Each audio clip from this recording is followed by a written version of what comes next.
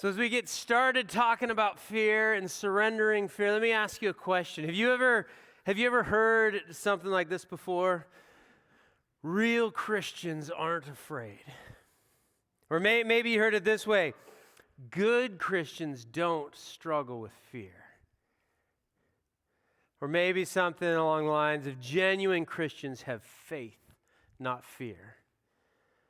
And my guess is that you've probably heard something along those lines, whether somebody preached a sermon on fear or you've seen some post on social media or some poster somewhere that said something along those lines. And if you've heard that, then you're probably one of the many people who then wrestle with this question of, well, if that's the case, then what's wrong with me? All right, well, what am I doing wrong that I struggle with fear? Why don't I have enough faith? Why doesn't my fear just disappear? Well, this morning as we're continuing our series on surrender, we're going to talk about this idea of fear. How do we surrender our fear? What does that look like? How do we deal with fear? But first, I think we need to really be clear on what kind of fear do we need to surrender. Because we have, I think there's a lot of confusion because we have to talk about what kind of fear are we talking about. And we have our good old English language to thank for this. Because when we read the Bible and we talk about fear, we get all sorts of different kinds of fear lumped together. And so different things, we say fear for the same thing, but really we're talking about different things. So then when we talk about surrendering our fear, it gets confusing because we just blend everything together and get some confusion. So before we talk about how do we surrender our fear, we need to talk about what kind of fear we need to surrender and what kind of fear there is. So we're going to spend a little time here at the beginning talking about definitions, which I know you guys are just excited about this morning. Yay! All right, so let's talk about this. And the first type of fear that we need to talk about is and these are my definitions, so they're right. No, just kidding. The first type of fear we need to talk about is healthy fear. Healthy fear. And the title, Healthy Fear, probably gives you a hint that it's good. Right? There's this idea of healthy fear is something that's important for us because healthy fear really shows us our place in the world. It lets us know where we fit in. It gives us a correct view of the world because, let's be honest, the world that we live in is a dangerous, scary place filled with hurt, danger, destruction, evil. There are things that you should be afraid of in the world. And so healthy fear keeps us safe. It alerts us to those dangers. And so having a healthy sense of fear is a good thing. Right? The person who had no fear, that's the person who died of the thing they should have been afraid of. Right? There's this sense that fear keeps us safe. All right, now let me explain this a little bit because we have to keep in mind that who we are and how we grew up affects that. Right? It plays a big role in the way that we deal with fear. So as we're talking about this, keep in mind that I am a 6'3", 280-pound former football and rugby player, and that affects the way I see the world and the way I fear things in the world. And so there are some fears, even though I am different than you, I might be bigger than you. Some of you are bigger than me, right? But some of you are stronger than me. But that affects, we still have some of the same fears. So one of the fears that I have that's probably similar to a lot of you is this healthy fear of reckless drivers. Right? Have you ever been on a highway near someone who's just out of control and oblivious to the world around them? That should cause you some fear. Right? We just took a road trip to see family, and after putting on 4,000 plus miles on the van, there were definitely moments in that trip where there was fear. Because I've got my whole family and a ton of stuff loaded in this van, and we're driving across Wyoming at 80 miles per hour, and there's another 1,000-pound vehicle nearby who's just swerving around. And I was fearful of that. And that was a healthy fear. It caused me to be alert and cautious and to slow down and avoid that person. That's a healthy fear. I have what I like to think is a healthy fear of grizzly bears. I grew up in the Northwest. It was a real thing. When you would go on hikes as a family or went camping, it's always comforting when you pull into a campsite and there's this steel box, and it's the bear box. And they provide it to you so you can put your stuff in there and lock it up so the bears won't get it. And then you sleep in a little tent next to it. Right? But anyways, we would go hiking, like we always were just aware of the fact there are bears in the area. My parents didn't have to tell us, but we were supposed to be loud. Me and my siblings were loud anyways as we hiked, right? But it's a healthy fear. Because I know I've heard the songs about Davy Crockett, but I think that was a black bear, not a grizzly bear. But I'm not him, and so I'm not looking to wrestle a bear. It's a healthy fear that keeps me safe. Right? And you guys can probably think of this too. There's lots of healthy fears. Venomous animals. I think it's a healthy fear that we should probably keep away from. You can think of those. They keep us safe. They show us where we belong in the world. Because we're not invincible. All right, some of my healthy fears, though, are different than you. Again, because of who I am and who you are, some of my fears are different. I have a fear of small plastic chairs. All right, there's some other of you out there with me. You may not have thought about this, but I often think about when I go to sit down on a chair, I think about it. Because I have had chairs fail me before. And it's a fear that I have. All right? I also think of ladders. Right? I don't know if you know this. It's not heights for me. I don't mind heights. But I don't know if you know, but most of the ladders that you can go out and buy have a 250-pound weight capacity. I exceed that. And so as I climb ladders, it doesn't stop me. Maybe there's a problem there. But as I climb ladders, I'm conscious of that. Like this, there's some extra danger that I'm walking into. Right? But you get the idea that fear keeps us safe. And so healthy fear is not something that we need to surrender. We need to acknowledge, and we see this played out as we read the Bible. We see stories where people had a healthy fear. And it'll come up a lot here in the next couple of months as we get close to Christmas, because we talk about it all the time. In Luke chapter 2, we see the shepherds out at night. These are shepherds who had a good sense of fear. Their job was to protect sheep from wild animals and raiders, right? So they're on guard, ready to defend. And in the middle of the night, all of a sudden, the sky lights up, and there's these, angelic beings, right? We just like angels. I don't know what they look like, right? But if all of a sudden, in the still of the night lights up, and these angelic beings are there, and they're singing, the shepherds were terrified. And that was a healthy fear, right? What is the angel's first thing to him? It's like, don't be afraid. Right? And you see that played out time and time again, right? Mary, when she meets the angel's response, don't be afraid. Joseph, don't be afraid. Zechariah, don't be afraid. We talked about it last week. Matt talked about when the disciples were with Jesus and they see Jesus in his glory in the Mount of Transfiguration. They're told to not be afraid. Right? They're put at ease, but their natural fear, their healthy fear is that there is something bigger, better, stronger, greater than me. I should be afraid. And so we do have healthy fear. It keeps us safe. But for the rest of today, as we're talking about surrendering our fear, it's not something that we need to worry about. Because we don't need to not have healthy fears. We do need to have those. The second type of fear that we need to talk about and define is fear of God.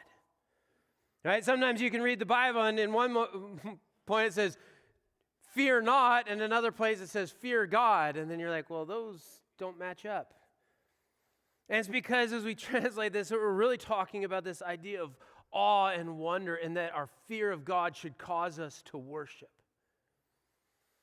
And really it's this opportunity when we get a glimpse, when we start to understand who God is, the greatness of God, and in comparison, the depths of our sin, and how small and insignificant we are. That should cause us to worship. And that's what the fear of God is. Right? If you ever go out at night and you get a chance to just look at the stars and maybe for a minute start to try to comprehend the vastness of the universe. And as you start to understand how big the universe is and know that God holds that in his hands, that he's the creator of all of it, that he's in control over everything. And you catch a glimpse of how insignificant you are. That should cause us to worship. And on our trip out west, we got lots of chances just to stop and be in awe of God's creation as we drove across the Continental Divide. As we got to drive on the Bonneville Salt Flats and see the vast expanse of the Salt Desert. As we got to see the Snake River Canyon and Shoshone Falls, and you see all these natural wonders that just cause you to be in awe of a God who made all of that. And you, again, see how small you are in comparison. And yet, as we know the truth of God's word, that even though we are that insignificant and that small in comparison to God's creation, he knows us by name. That he loves us. That he pursued us and rescued us. Psalm 111 verse 10 says, "The fear of the Lord is the beginning of knowledge." 1 Chronicles 16:25, "Great is the Lord and greatly to be praised. He is to be feared above all gods." This isn't a fear of danger, and it isn't something that we're to be afraid of God. But it's fear and awe and wonder that cause us to marvel at his greatness and his power and his goodness. And so this isn't a fear that we need to surrender. Really, this is the fear that causes us to surrender and brings us to a point of surrender. So again, this is a fear that we don't need to worry about surrendering that fear. And so both of those first two categories, healthy fear and this fear and awe of God, aren't the ones that we talk about when we talk about having no fear and surrendering our fear. And so when we do talk about this, as we wrestle through this and how do we surrender, really we're talking about this last type of fear. And it's a fear that freezes us in our tracks. Now, a fear that freezes us in our tracks may start out as a healthy fear. It may start out as something that's normal to be afraid of and we should be afraid of, but then it grows out of proportion. And it grows to be something that defines us. Or it grows to be something that controls us. Or prevents us from living our life the way that we should. Or it prevents us from doing the things that God has called us to do. This is the fear that we want to talk about. This is the fear that we need to wrestle with and learn to surrender. And in our culture, we often think that the correct way to deal with this kind of fear, right? The correct way to deal with fear is to man up. We need to pump up our faith and confront our fear face to face and overcome it. When we read the Bible, we hear preachers and they challenge us to conquer our fear. As a follower of Jesus, we don't need to have fear. And they use verses like this one. God has not given us a spirit of fear, but of love and of power and of sound mind. And that's a true thing, right? That's God's word to us. But most of the time, it's used to shame you because you do have fear. It's not used to encourage or comfort, and it's mishandled. We hear preachers or we read Bible stories about David and Goliath. Right? David had no fear and charged at this giant, even though David was a young boy who didn't have the right equipment. And we talk about Abraham, who by faith just headed out into the unknown, left the known everything and followed after the voice of God. And we hear stories about Shadrach, Meshach, and Abednego and Daniel and these guys who willingly were thrown into the lion's den or to the fiery furnace, and they had faith that overcame their fear. And we hear this message, no fear, just faith. And the problem is that that's so simplistic, and it's unbiblical. We need to talk about how do we overcome our fear. Because it's not that easy. As we read those, if we read those stories and we just simply get the message that we need to man up, pump up our faith and overcome fear, then we completely miss the point. See, because we fall in this trap, in my own strength, in my own capabilities, I can handle a lot of things. I can overcome a lot of hardships. My parents raised me well and equipped me well to take on this life. And so I can do a lot of stuff on my own. But there's so much stuff that is just unknown. Right? David didn't train to face a giant. He wasn't equipped for that. Abraham didn't know what he was doing when he trusted God. He was being asked to do something that was completely out of the known. Shadrach, Meshach, and Abednego didn't know what they were doing. They had already faced so much. They weren't prepared to face this choice of being thrown into a fiery furnace. I don't know where my life's going to take me. I don't know what hardships might come. I don't know what the economy is doing. I don't know what politics are happening. I don't have confidence in any of that. I don't know what's going to happen with the threat of war and danger. I have no control over physical hardships or sickness that may come my way. I'm not prepared for that. I'm not equipped for that.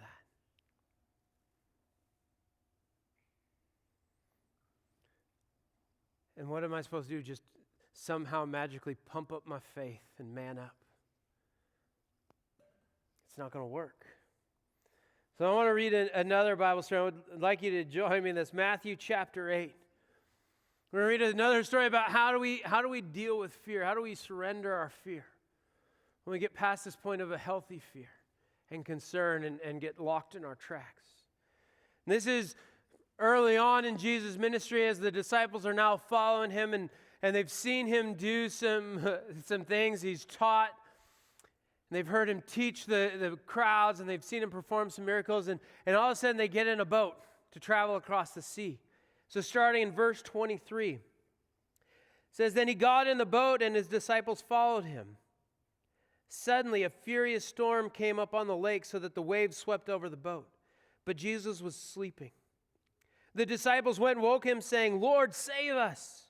We're going to drown.' He replied, 'You of little faith, why are you so afraid?' Then he got up and rebuked the winds and the waves, and it was completely calm. The men were amazed and asked, 'What kind of man is this? Even the wind and the waves obey him.'" So how do we surrender our fear? You see, it's not manning up. It's childing up. It's having childlike faith. And when we face our fear, we turn to Jesus. And so here's what I want to do the rest of our time this morning. I want to look at how do we do that? How do we surrender our fear? And the first thing is simply that, is that fear should cause us to run to Jesus. That's what the disciples did in this story, right? These are disciples who, they were experienced fishermen. Most of them were. So when the storm came up, they knew what to do. They started to man the boat and take care of things. Some of them, like Levi as a tax collector, he might have been afraid in a healthy way because he didn't know what was going on. He was probably clinging to it. But the rest of the disciples are working the storm, trying to take care of things. But when things get out of control, when they realize that there's something going on here, we can't make this, they run to Jesus. And they wake him up and say, "Jesus, help." And I want you to notice something. Do you notice in this story when they come, Jesus says, "You of little faith, why are you so afraid?" I think oftentimes as I've read this story, I see them like, again, there's the message. Disciples, you should know better. Pump up your faith, handle the fear. But no, Jesus wasn't correcting them and rebuking them. Who did he rebuked the wind and the waves. But he encouraged the disciples. Guys, our fear should cause us to run to Jesus. It's a childlike faith. Think about it with kids. You walk into a strange environment with different people. What do kids do? They cling to their parents, right? Because they know they can trust their parents. I don't know, they're thinking, I don't know this place. I don't know where we're going. I don't know all these people. But I know my dad, and so my kids would cling to my leg because they knew they were safe. And this is what we see in all those Bible stories that we listed earlier, right? David confronts a giant. It's not just like, I can do this. He turned to Jesus and he says, I know that my God is bigger. I know that my God is the one to be feared. So I don't care about what this giant does. And Abraham, as he walked into the unknown, he turned to Jesus going, I trust that God is going to do what he says he's going to do, and I'm going to trust him. And Shadrach, Meshach, and Abednego, even though they're facing a terrible decision, bow and disobey God or get thrown in a furnace, they say, I'm going to trust God. And they look back at the past of how God had protected them. Even though their land had been conquered and they were hauled off to a foreign land as slaves and servants, they could look and say, here's how God has been faithful, and here's how God has cared for me. And so they were able to say, my God can protect me. But even if he doesn't, I'll trust him. You see, each of those people walked by faith. And it's not that they had all the faith that they needed, because as you read through those stories, you'll see all the times that they had doubt and they had questions and they messed up. But they took their faith and they placed it in Jesus, who is perfectly trustworthy. So it's not about having the perfect amount of faith, and I need to pump up my faith. It's about, where do I put my faith? And I put my faith in Jesus. So fear should cause us to run to Jesus. The second thing is that fear diminishes in relationship. Look at what the disciples said right at the end of that, right? When they see Jesus, they wake him up and he calms the storm. What is their response? The men were amazed and asked, what kind of man is this? Even the winds and the waves obey him. Right, these are the disciples. They've been following Jesus. They've sat through his teaching. They've seen him perform miracles. They were convinced that he was some kind of prophet, some kind of teacher, some kind of leader that was going to save them. But then all of a sudden they see him and they're like, maybe he's more than this. They knew that he was trustworthy. They didn't know to the extent that he was trustworthy. And so as they grew in their knowledge of who God was, we see them later on as you continue to follow through, as they understood that he was God. Their trust grew as they grew closer to Jesus. And the same is true as we grow closer in relationship, fear diminishes. We know that just in human relationships, right? That as we grow in relationship with one another, as we learn to trust one another, that trust can grow and fear diminishes.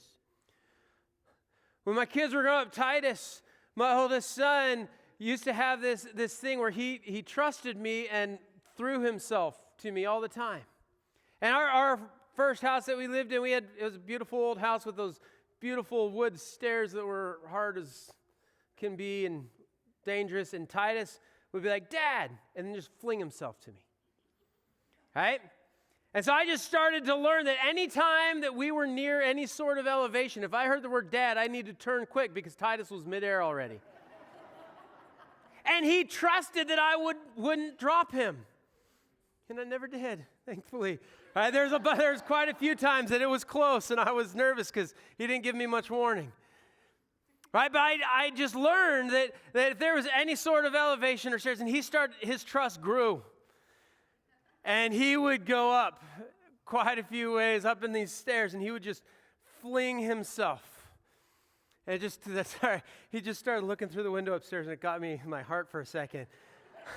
He's smarter now that he won't do that, so that got me distracted.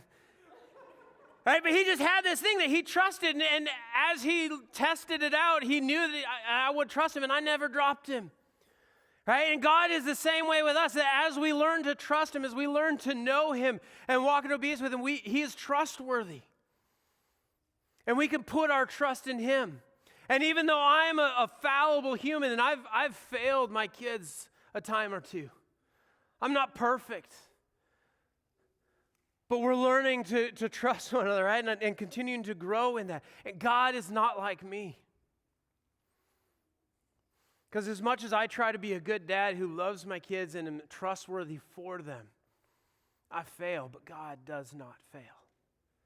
God is perfect, and he will never let us down.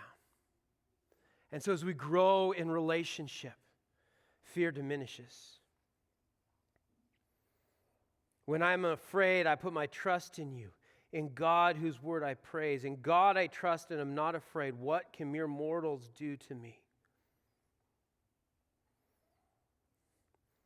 And the third thing, the final thing I want to talk about today is that fear fails in light of truth. So fear diminishes in relationship, but it fails in the light of truth. Growing up, I remember this clearly. When I was in middle school, we used to go to this amusement park in North Idaho. It was called Silverwood. And I remember one day we went there, and there's this roller coaster. It's called the Corkscrew. All right? It's not that big of a roller coaster now that I look at it, but at the time, it was intense, right? It was a corkscrew. It had multiple loops, and it was the highest ride in the park, and I really wanted to go on this ride, but I was terrified. And I remember my older brother, David, kept talking to me. He's like, "Yeah, you want to go on the ride?" And I'm like, "Yeah," because I had told him I was going to do it, and he kept trying to get me to go on it. And we would get to near the line, and then I'd chicken out, and we'd go do other things. But he kept at it throughout that day, and eventually, he talked me through it. And one of the things that he did is he reminded me of truth. Right? He talked about it. It's like this roller coaster wasn't just designed by some guy who's like, "Hey, I'm going to build a roller coaster. Everybody ride it," right? It was engineered and planned for safety so that people could have fun but be safe. And he reminded me of the fact that probably that morning there was crews that went out and inspected the ride before they just started putting people on it. And he reminded me of the truth that there's all these safety belts that you don't just sitting there hanging on, that you're actually buckled in for safety. And he reminded me of the fact that while I was debating whether I should go, probably 500 people had safely ridden it. And he reminded me of those truths. And as I heard those truths and was reminded of those truths by somebody I trusted, we got in line. And we got on that roller coaster, and he got in there right next to me, and he continued to remind me of truth throughout it. And I was in middle school, and he was in high school, so we didn't hold hands because that would have been weird, because we were tough brothers, right? But then we rolled that roller coaster together. And I overcame that fear, not because I had all the confidence, but because I had somebody walk through it with me and remind me of truth. And we need to be reminded of truth. We have to speak truth to ourselves. In the face of fear, we need to remind ourselves of truth. We need people like my brother who can speak truth into our lives. We need people who can remind us of the truth of who God is and what he says.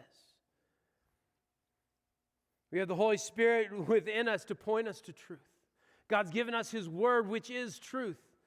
And parents, and I don't know if you guys know this, but over on the other side of the building, Miss Deanna's over there, and she keeps teaching our kids. And one of the things that she teaches our kids, every time she says the word Bible, do you know what they say? True story. Right? She's got them trained, and it's not that she's trying to brainwash them, but she's trying to remind them of this truth, that the Bible is the source of truth. It is God's word to us, and we need to be encouraged by that. That from a young age, as they go out to face the world, they know that God's word is truth.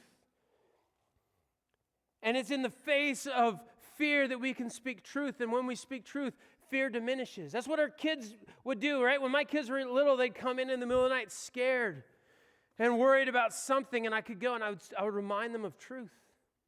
We walk into their room, and I'd show them that the room is safe. Turn on the light in the closet if I need to. There's nothing in here to be afraid of. Close the door, tuck them in, remind them they're safe and they're cared for and they're loved and they're watched over and I'm protecting them. We need to do the same thing with God. Isaiah 41:10, so do not fear, for I am with you. Do not be dismayed, for I am your God. I will strengthen you and help you. I will uphold you with my righteous right hand. Maybe you need to read the truths of God's word and remind them to yourself as you face fear. God doesn't promise that as we follow him, he's going to take everything that we should be afraid of away. He doesn't promise that our lives are going to be perfect and there's nothing to be afraid of. He promises us that he will be with us and he will never leave us. In the face of fear, God is with us. We need to learn to speak truth and remind ourselves of who God says we are and who he is.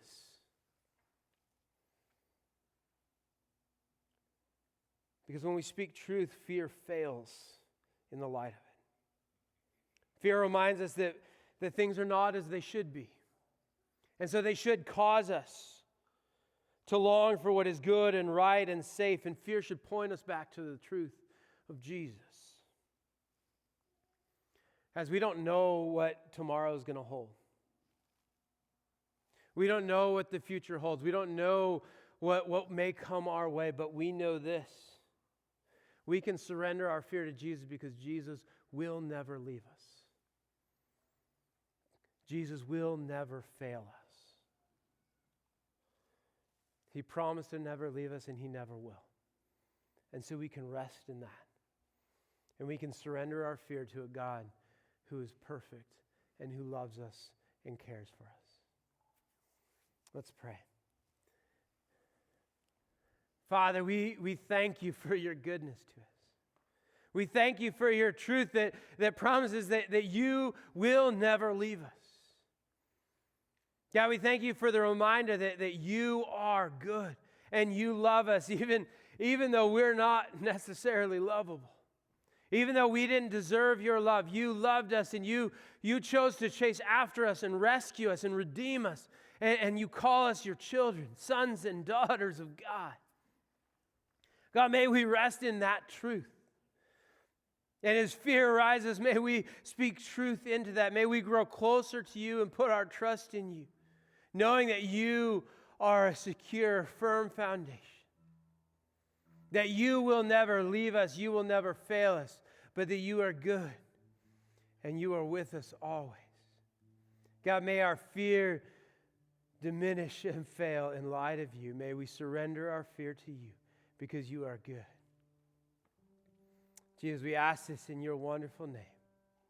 Amen. Would you please stand with us for a closing song?